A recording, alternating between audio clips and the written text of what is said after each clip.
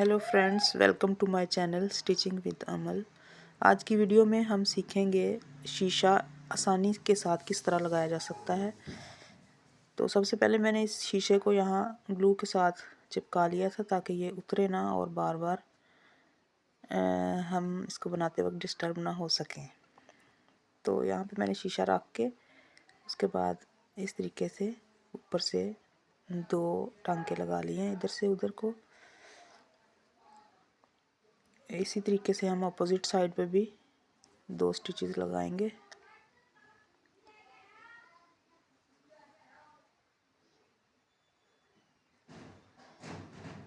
ये बहुत ही easy method है, आसानी से सीखा जा सकता है।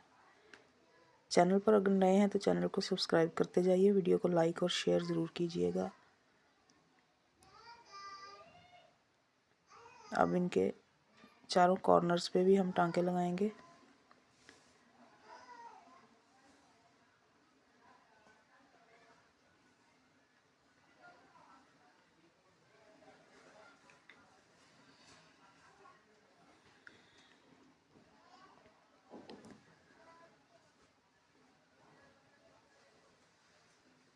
ये जो सिंधी एम्ब्रॉयडरी इसमें आप लोग देख रहे हो, ये इसकी तमाम तर वीडियोस मेरे चैनल पर मौजूद हैं, वहाँ से आप जाकर देख सकते हो।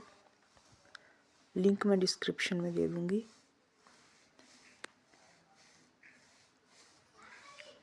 अब हम यहाँ से स्टार्ट करेंगे।